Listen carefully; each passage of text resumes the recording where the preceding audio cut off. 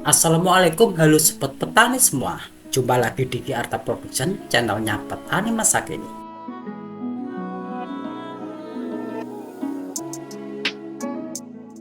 Usaha pertanian yang kita lakukan selama ini, baik itu sebagai pekerjaan utama maupun hanya untuk makan keluarga saja, tentu semuanya bertujuan untuk menghasilkan panen yang tinggi. Tapi kadang kita lupa dengan mengejar panen yang tinggi tanpa memperhitungkan ongkos yang kita keluarkan. Kita seringnya tidak mempermasalahkan berapapun uang yang kita keluarkan untuk membeli pupuk dan obat pertanian, asal padi kita jauh lebih bagus. Betul apa tidak? Komen di bawah ya kalau sobat petani juga begitu.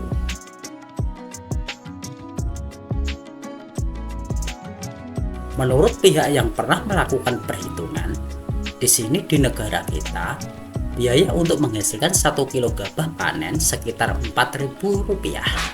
Ini jauh lebih mahal dibanding petani di Vietnam dan Thailand. Ongkosnya hanya separuhnya dari kita, makanya beras impor jauh lebih murah kan? Kenapa di kita jauh lebih mahal? Ini disebabkan tenaga kerja pertanian, pupuk, dan obat, serta sewa lahan yang mahal. Mari kita lakukan perhitungan kasar. Misalkan kita petani penyewa, dari 1 hektar sawah, panennya kurang lebih 5 ton dengan harga gabah 4.000 per kilo gabah. Dari panen, uang yang kita dapat adalah 20 juta rupiah. Dari yang 20 juta ini, yang 10 juta untuk ongkos, yang 10 juta lagi untuk sewa lahan. Sudah impas tidak ada yang sisa. Artinya, untuk balik modal saja, budidaya padi yang biasa kita lakukan ini, paling tidak 1 hektar wajib menghasilkan 5 ton panen. Dan harga gabah saat itu harus 4.000. Kalau panen jeblok di bawah 5 ton atau harga gabah anjlok di bawah Rp4.000, usaha pertanian yang kita lakukan akan rugi. Dengan kata lain, kita akan mendapat untung kalau panen lebih dari 5 ton dan harga gabah lebih dari Rp4.000. Itu kalau kita jual dengan sistem timbangan. Beda lagi kalau dibeli tengkulak di lahan atau sistem tebasan. Untuk balik modal saja, 1 hektar harusnya dibeli dengan harga 20 juta rupiah. Kita harus berpikir keras cara, misal pun 5 ton dan harga 4.000, kita tetap untung.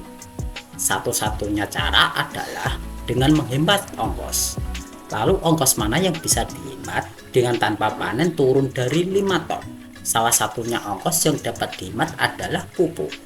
Dan saya juga ingin mengingatkan kepada sobat petani semua, kita sebagai seorang petani, jangan lupa selalu berdoa kepada Allah Subhanahu wa Ta'ala melalui lantaran Nabi Ilyas alaihi salam dengan memperbanyak membaca Al-Fatihah supaya sawah dan pertanian kita selalu dijaga oleh Gusti Allah Subhanahu wa Ta'ala.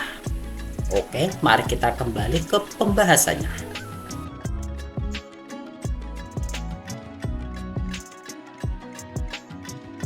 Untuk mengirit pupuk, jangan khawatir, sekarang ada cara terobosan baru yang lebih mudah dan irit dari pupuk urea, yaitu dengan menggunakan pupuk organik eco farming.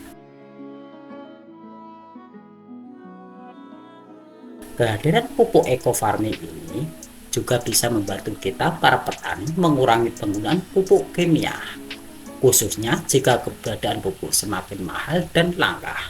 Lalu bagaimana penjelasannya? Mengutip jurnal yang ditulis oleh Sanapiah dan kawan-kawan, eco farming adalah pupuk yang dibuat dari bahan organik super aktif yang mengandung unsur hara lengkap sesuai dengan kebutuhan tanaman padi kita. Pupuk organik ini juga biasanya dilengkapi dengan bakteri positif yang bisa mengembalikan kesuburan tanah. Dijelaskan juga dalam jurnal tersebut bahwa formula dalam eco farming ini nantinya bermanfaat untuk mengembalikan kesuburan tanah, menjadikan tanaman lebih sehat, produktif, serta ramah lingkungan. Kehadiran eco farming juga nantinya akan membantu kita untuk membantu penyuburan tanah dengan bahan kerja mikroorganisme dalam eco farming di dalam tanah. Biasanya, pupuk kimia dapat membunuh mikroorganisme dalam tanah seperti cacing yang membuat tanah kurang subur. Tanah yang subur menjadi penting karena tanaman bisa menjadi lebih sehat dan kuat serta produktif dalam masa panen.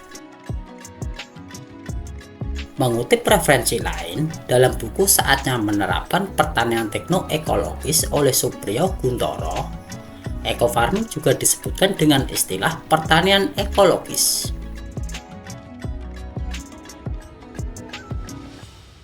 Pengertian pertanian ekologis sendiri menurut Metzer dan Dalyuni yaitu sebuah model pertanian yang dikembangkan selaras dengan kondisi alam atau ekosistem setempat.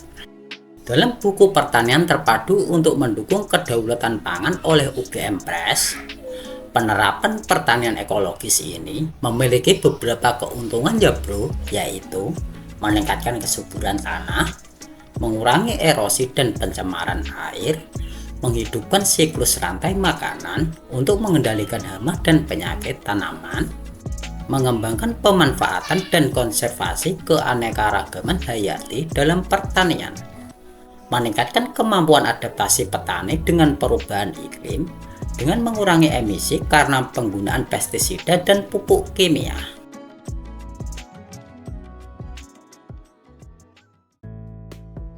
Oke, itu tadi salah satu cara agar panen jauh lebih untung dan irit biaya. Semoga video kali ini bermanfaat buat sobat petani semua. Aku Eko, terima kasih sudah menonton hingga akhir. Dan salam sukses petani Indonesia.